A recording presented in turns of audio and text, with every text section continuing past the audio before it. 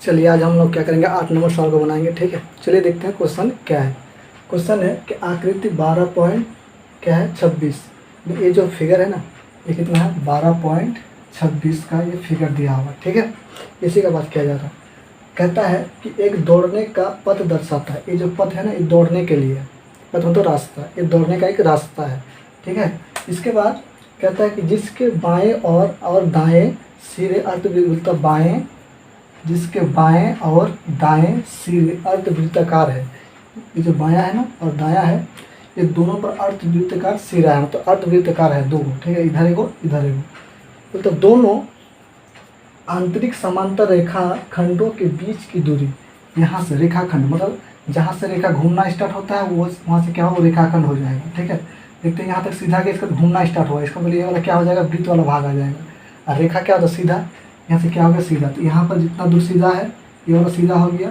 ठीक है, यहाँ पर ये वाला सीधा। ठीक है, ऊपर भी है नीचे भी है।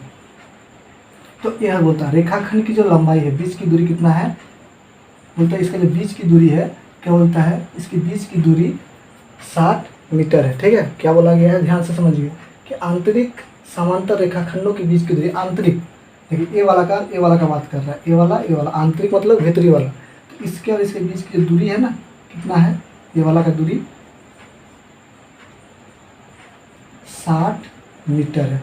कितना है, 60 मीटर। ठीक है, तथा इनमें से प्रत्येक रेखाखंड 106 मीटर लंबा है। और रेखाखंड की जो लंबाई यहाँ से लेकर यहाँ तक 106 मीटर है, तो ये भी 106 हो जाएगा मीटर, ये भी क्या हो जाएगा 106 मीटर, ये भी कितना हो जाएगा 106 मीटर। प्रत्येक बोला है कि प्रत्येक रेखाखंड, तो ये भी रेखाखंड है ना, यहाँ से लेकर यहाँ तक, तो इसकी जितना लंबाई होगा इतना इसका भी लंबाई होगा, इतना इसका भी होगा, इतना इसका भी होगा। ठीक है, रेखाखंड।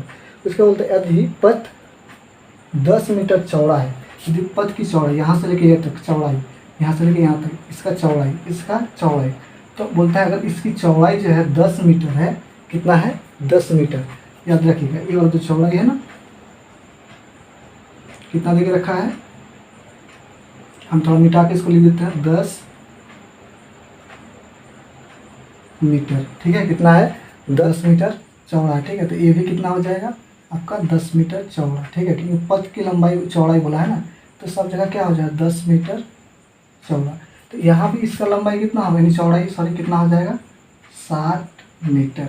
इसका भी चौड़ाई 10 हो जाएगा, इसका भी चौड़ाई 10 हो जाएगा। ठीक है, क्योंकि सेम है। ठीक है, इसकी लंबाई और ये जितना का है वो भी इतना का ही है। बोल दिया गया है कि इसके आंतरिक जो ये है पथ है रेखाखंड के बीच की दूरी कितना 60 मीटर, तो यहाँ भी 60 होगा, तो यहाँ भी 60 होगा ना। उसके बाद इसका लंबाई 106, तो इसका भी लंबाई 106 रेखाखंड बोला गया है, तो ये सब क्या रेखाखंड है। दूसरा बात कि यहाँ से लेके यहाँ तक क्या हो गया 10 चौड़ा, 10 मीटर चौड़ा, यहाँ भी 10 मीटर चौड़ा, यहाँ भी 10 मीटर चौड़ा, यहाँ भी 10 मीटर चौड़ा। इसका मतलब हुआ कि इस वृत्त का जो व्यास है, ये वाला व्यास यानी अर्धवृत्त का व्यास, तो इधर भी क्या है अर्धवृत्त का व्यास है, यहाँ भी एक छोटा सा अर्धवृत्त का व्यास है, यहाँ भी छोटा सा अर्धवृत्त का व्यास है। लेकिन ध्यान से देखिएगा यहाँ पर 2 गो अर्धवृत्त है, एक छोटा सा भीतर में दिखाई दे रहा है ना आपको, ये वाला है, और एक बाहर में है ना। यहाँ भी देखिए छोटा सा है, एगो बाहर में है। 2 अर्धवृत्त है यहाँ पर, यानी 2 अर्धवृत्त है। कैसे करके समझेंगे, ध्यान से देखिए। अगर हम इसको साइड में ऐसे करके बनाएंगे ना, तो आपको समझ में आ जाएगा। ध्यान से देखिएगा, अगर हम इसको ऐसे करके बनाएं, इसको हम ऐसे करके बनाते हैं, तो ध्यान से देखिएगा, समझ में आ रहा है।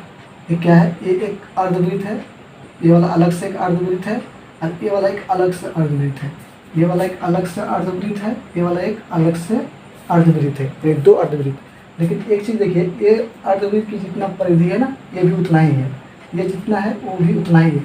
इसका मतलब होता है कि बड़का से एक वृत्त था जिसको काट के एक इधर सेट कर दिया, एक इधर सेट कर दिया, यानी एक ही वृत्त का परिधि है, लेकिन उसको बीच से काट के एक इधर कर दिया, एक इधर।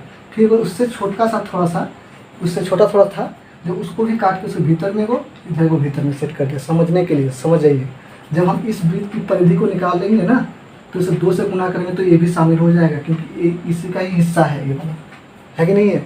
फिर इसको जैसे ही निकालेंगे परिधि, तो इसको 2 से जैसे ही गुना करेंगे तो ये भी शामिल हो जाएगा, क्योंकि इसी का ही हिस्सा ये वाला है। यानी एक वृत्त था, उसी का आधा हिस्सा ये है, आधा हिस्सा ये है। मतलब सर आप कैसे जाने, ध्यान से देखिए, जब यहाँ से लेके यहाँ तक 60 मीटर है, यहाँ से जब यहाँ से 60 मीटर है, तो समझ जाइए कि इसका मतलब इसका परिधि यहाँ से कितना है, 60 है कि नहीं है। तो इसका भी जब 60 है, तो जब इस अर्धवृत्त का व्यास 60 है, इस अर्धवृत्त का जब 60 है, तो गारंटी है कोई एक ही वृत्त था। समझ में आ रहा है ना। तो अब सर तो बड़का वाला कितना होगा उसका व्यास, ध्यान से देखिए, पथ की लंबाई इस चौड़ाई कितना 10 मीटर दिया, तो ये भी 10 मीटर है। तो यहाँ से लेके यहाँ कितना 60, इधर 10, 70 और इधर 10, कितना हो गया 80। यानी टोटल इस वृत्त का जो व्यास है कितना है 80 है। तो इधर भी तो 80 होगा, क्योंकि यहाँ भी तो पथ की लंबाई ये चौड़ाई 10 है, यहाँ भी क्या है 10 है, तो इधर 10 और इधर 10, 20 और यहाँ 60, 80 हो गया। यानी ये बड़ा वृत्त, ये बड़ा वृत्त, दोनों एक मिला के काट के क्या किया गया है, इधर सेट किया गया है, इधर सेट किया गया है, इसको भी काट के इधर सेट किया गया है, इधर सेट किया गया है। समझ में आ रहा है ना। तो हम लोग क्या करेंगे, सिंपली पहले क्या करेंगे हम लोग, कि हम लोग को पूछा गया है कि पथ के आंतरिक किनारों के अनुदिश एक पूरा चक्कर लगाने में चली गई दूरी, पहले समझ में आ जाएगी, अब तो समझ जाइए ध्यान से। कि बोलता है इस आंतरिक पथ के किनारे, मतलब जो भीतरी वाला है, इसके किनारे किनारे कोई चलता है, ठीक है, कोई आदमी है जो इसके भीतरी किनारे पर चलता है, यहाँ से लेकर चलना स्टार्ट करता है, फिर से यहाँ आता है, फिर इस जगह पर आ जाता है, एक जगह पूरा लगा लेता है, चाहे कहीं से भी चलना करे, तो चलना चालू करे, वो घूम के फिर उसी जगह पे आ जाता है, लेकिन भीतरी किनारे पर ही घूमता है, ना कि इधर आता है। ठीक है, बोल दिया गया आंतरिक किनारों के अनुदिश, मतलब किनारे के अनुदिश, भीतरी, ये वाला। तो बोलता है टोटल दूरी कितना तय किया। तो ध्यान से देखिए, यहाँ से लेके यहाँ तक की लंबाई 106 है, यहाँ से यहाँ तक जब चलेगा तो 106 मीटर चलेगा, फिर यहाँ से जब यहाँ तक चलेगा तो 106 मीटर चलेगा। मेरा कौन तो छूट गया कि यहाँ से यहाँ तक कितना चला और यहाँ से यहाँ कितना तक चला। अगर हमको पता चल जाएगा तो जोड़ इसको जोड़ देंगे और इसको जोड़ देंगे, तो टोटल दूरी कितना चला पता चल जाएगा। लेकिन इसको निकालेंगे कैसे, वो भी तो बात है ना, उसको कैसे निकालेंगे, ध्यान से देखिए। उसके बाद क्या बोला है कि पथ का क्षेत्रफल, पथ का क्षेत्रफल, ये जो क्षेत्रफल है ना, कितना क्षेत्रफल है, इस पथ का क्षेत्रफल, इस रास्ते का क्षेत्रफल कितना है।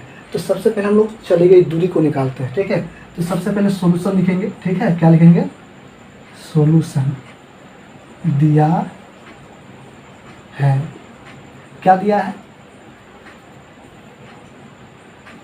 बाहरी वृत्त का व्यास, बाहरी वृत्त ये वाला वृत्त, जो बड़का सा वृत्त है ना, जो बाहर है और इधर भी है, बाहरी वृत्त का व्यास, यानी डी कितना देके रखा है, ये वाला व्यास जो है, इस यहाँ से लेके यहाँ तक टोटल हो जाएगा, यहाँ से लेके यहाँ कितना बोले 10 और 10 20 और 60 कितना हो गया 80 मीटर, यानी उसका व्यास कितना है 80 मीटर। तो इसीलिए इसका त्रिज्या क्या हो जाएगा, त्रिज्या व्यास का जो क्या होता है आधा होता है, यानी इसको क्या कर देंगे 80 को 2 से भाग देंगे तो क्या हो जाएगा 40 मीटर। समझ आ गया, ये तो बाहरी वाला, ये वाला क्या हो गया बाहरी। अब फिर क्या करना है भीतरी तथा आंतरिक वृत्त का व्यास। देखिए इसको डी माने हैं ना, तो इसको डी ऑन मान लेंगे। तो भीतरी वाला भी यहाँ से लेके यहाँ तक भीतर वाला है, यहाँ से लेके यहाँ तक, तो यहाँ से कितना 60 देख रखा है, 60 मीटर देख रखा है ना, 60 मीटर। तो उसका त्रिज्या तो कितना हो जाएगा भीतर वाला का, इसीलिए त्रिज्या इसको R1 मान लेंगे, क्योंकि R इसके त्रिज्या को मान चुके हैं। तो 60 को 2 से जब भाग देंगे तो क्या हो जाएगा 30 मीटर, यानी इसकी जो त्रिज्या है कितना है 30 मीटर है। समझ में आ गया आपको। तो हम लोग जानते हैं ये वाला क्या होता है परिधि होता है, वृत्त का परिधि। तो ध्यान से देखिए, यहाँ अर्ध परिधि, यानी यहाँ अर्ध परिधि है, यहाँ पर अर्ध परिधि, आधा परिधि, यहाँ पर आधा परिधि, दोनों को जोड़ेंगे तो पूरा परिधि हो जाएगा वृत्त का। तो इसका मतलब इसका त्रिज्या समान है, क्योंकि इसको आधा करेंगे 60 का आधा 30, यानी इसका भी त्रिज्या 30, तो इसको भी आधा करेंगे तो 30, तो दोनों एक ही वृत्त का हिस्सा है। समझ आ गया ना। तो क्या करेंगे, लिखेंगे अब 1 नंबर में चली गई दूरी, चली गई दूरी। ध्यान से देखिए, चली गई दूरी कहाँ से कहाँ तक होगा, एक तो यहाँ से चलना स्टार्ट करेगा, चलिए 106 चलेगा, प्लस फिर यहाँ से यहाँ तक आएगा तो 106 होगा कि नहीं होगा। समझ में आ रहा ना मेरे बात, ठीक है। अब देखिए हमको बाकी रह गया ये वाला हिस्सा, ये वाला हिस्सा। तो ये वृत्त की परिधि है, तो यहाँ अर्ध परिधि, यहाँ पर अर्ध परिधि। तो एक काम करते हैं कि इसका निकालते हैं, इसको 2 से गुना कर देंगे तो ये वाला भी शामिल हो जाएगा ना। तो वृत्त का जो परिधि होता है 2πr, तो ये तो पूरा वृत्त का परिधि होता है, हमको तो आधा चाहिए ना, हमको यहाँ क्या चाहिए, आधा चाहिए ना। ठीक है, तो आधा चाहिए तो इसको क्या कर देंगे, 2 से भाग। ठीक है, के को है इस तरह का, 2 को है, उसको हम लोग क्या कर देंगे, 2 से गुना कर देंगे। क्या कर देंगे, 2 से गुना। समझ आ गया। अब चाहे तो 2 को इधर भी गुना कर सकते हैं, कोई दिक्कत नहीं है। अब देखिए 106 और 106 कितना हो जाए, 212। ठीक है, अब देखिए ये 2 कट गया, क्या हो गया, कट गया ना। तो कट गया तो ये 2 जब इसके साथ गुना होगा तो 2 पाई आर। देखिए बता दिया ना कि आखिर ये एक ही वृत्त की परिधि है, इसलिए टोटल वृत्त की परिधि दे दिया, एक वृत्त की परिधि दे दिया ना। समझ में आ गया। इसके बाद देखिए यहाँ पर कि 212 प्लस 2 गुना 22/7 गुना आर। आर किसका मान चुके हैं, आर जो है ये क्या है, आंतरिक वाला परिधि वृत्त है ना, इस बात का इसका ना कर रहे हैं, तो इसको हम लोग क्या मान चुके हैं, ध्यान से देखिए। आंतरिक परिधि कहाँ है, यहाँ पर है, इसकी त्रिज्या को r1 माने हैं, तो यहाँ पर आप क्या कर दीजिए, थोड़ा सा इसको r1 मान लीजिए, इसको भी r1 मान लीजिए। ठीक है, तो आपको पता चल जाएगा ना कौन सा मान लेना है, क्योंकि भीतरी वाला वृत्त का ले रहे हैं ना एक तो भीतरी वाला आंतरिक वृत्त है, तो इसको d1 माने हैं, उसकी त्रिज्या को r1 माने हैं, तो r1 ले लिए। ठीक है, तो r1 का मान कितना निकाल के रखे हैं, 30। यहाँ क्या ले लेंगे, 30। समझ में आ गया। ठीक है, तो 212 प्लस इसको गुना कर दीजिए, 44 गुना 30/7। ठीक है, 212 प्लस इसको जब गुना कीजिएगा ना, 3 4 12, फिर 3 4 12 के 13 देखिए कर दिया। उसके बाद 0 है तो 0 लगा दिया अपने से। ठीक है, ठीक है। और चलिए अब क्या करेंगे कि इसको भागा दे दीजिए। ठीक है, 1320 को 7 से भागा दीजिए, तो 7 कम 7, 6 आ जाएगा, 2 7 8 56, यहाँ कितना 12, कितना आ जाएगा 6, फिर क्या है 0, फिर 7 8 56, कितना आ जाएगा 4 आ गया। इसका पॉइंट लेंगे 0, कितना हो जाएगा 6 5 7 35, कितना आ जाएगा 5, फिर 0 लेंगे, 7 7 49, कितना हो जाएगा 7 7 49। ठीक है, तो अब ध्यान से देखिए, हम लोग पॉइंट के बाद 2 ही लेंगे, ज़्यादा लेने का जरूरत नहीं है। इसको भागा कर देंगे तो कितना होगा, कट जाएगा 188.57। ठीक है, कितना में कटेगा, 188.57। तो इधर में क्या है, 212 प्लस 188.57। ठीक है, अब इन दोनों को जोड़ दीजिए, तो 8 2 कितना हो जाएगा, 10 का 0 हाथ में रहा 1, 9 10 का 0 हाथ में रहा 1, 3 1 4.57 मीटर। क्योंकि दूरी को किसमें मापते हैं, मीटर में मापते हैं ना। तो हमारा कितना आ गया, 400.57 मीटर, यानी इतना उसको दूरी तय किया, मतलब वो उसके द्वारा तय की गई दूरी इतना है। समझ में आ गया आपको ना। तो इस तरह से जब आप सवाल को बनाते हैं ना, तो आपके लिए क्या होता है, वो चीज़ें आसान हो जाता है। समझ के बनाना है कि कैसे आखिर ये चीज़ हो रहा है, किस कारण से हो रहा है, कैसे निकालें, उस चीज़ को जब समझ जाते हैं तब। तो चलिए ये तो 1 नंबर का हुआ।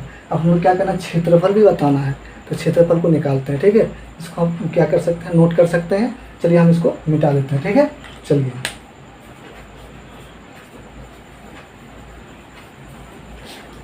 दूसरा नंबर भी बहुत इजी है। ठीक है, वो भी बहुत आसान है, समझ जाइए, सिर्फ सब आपके लिए आसान है। तो दूसरा नंबर जो सवाल है वो क्षेत्रफल बोला है।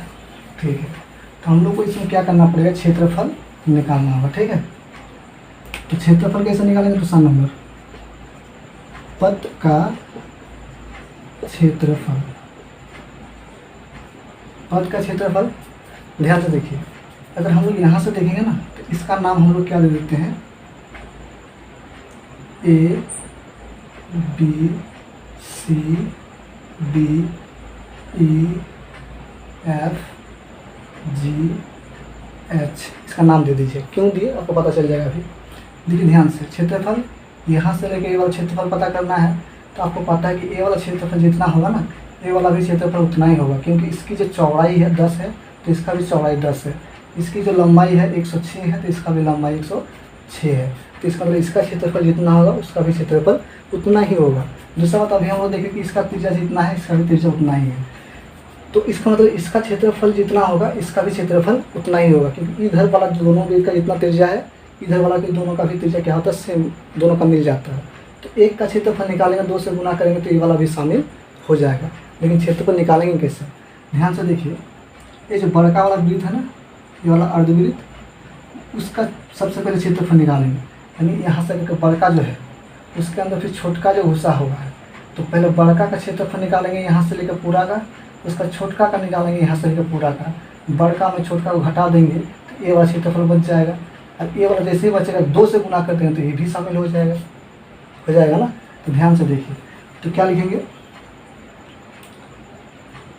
आयत का क्षेत्र, ध्यान से देखिए इसका जो आकार है ना आयत के आकार का है, क्योंकि आयत जो होता है लंबाई में चौड़ाई होता है, इसका लंबाई अलग है चौड़ाई अलग है, इसका मतलब क्या होगा, आयत होगा। तो लिखेंगे आयत का क्षेत्रफल,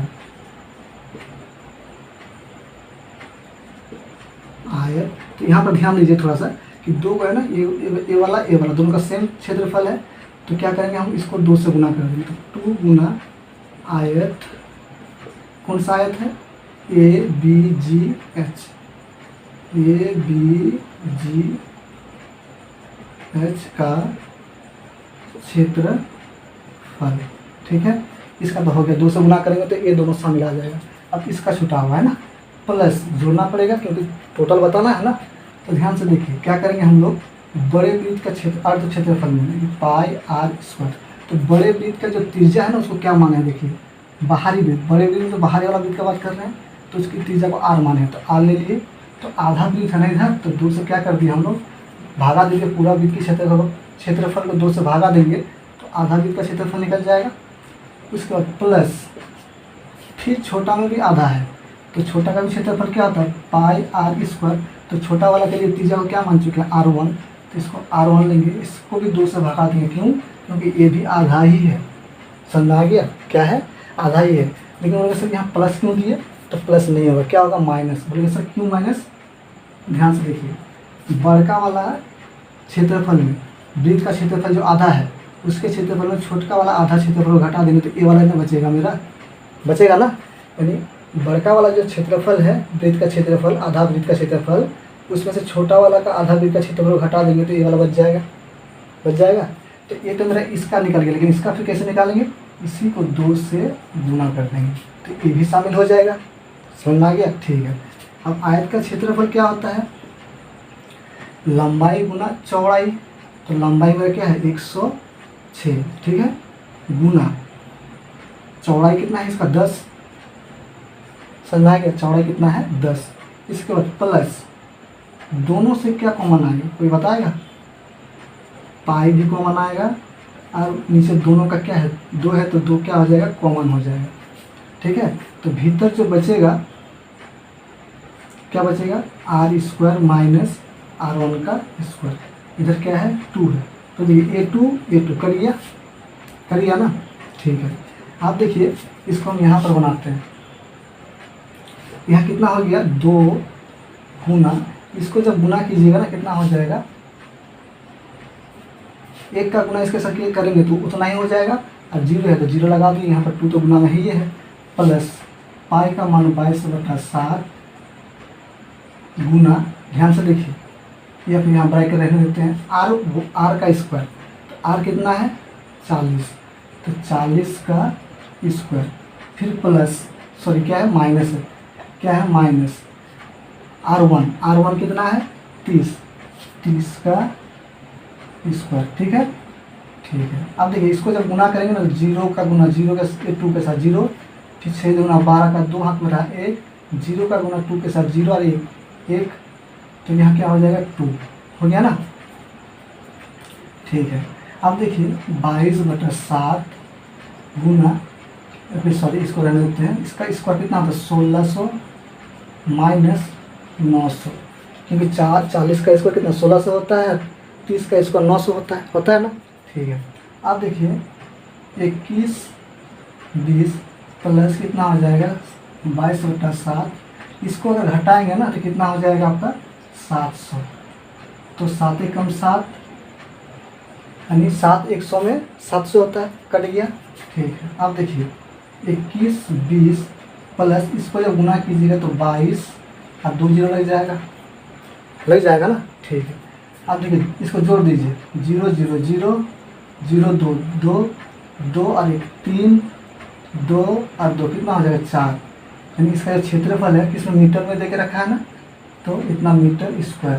यानी हम लोग बता सकते हैं कि इस पथ की जो क्षेत्रफल है, यानी ये जो देख रहे हैं दौड़ने वाला पथ है, कितना है 43 20, ठीक है, 20 है 43 20 सेंटीमीटर स्क्वायर, यानी 4320 मीटर स्क्वायर। कितना है 4320 मीटर स्क्वायर, यानी इसका क्षेत्रफल है।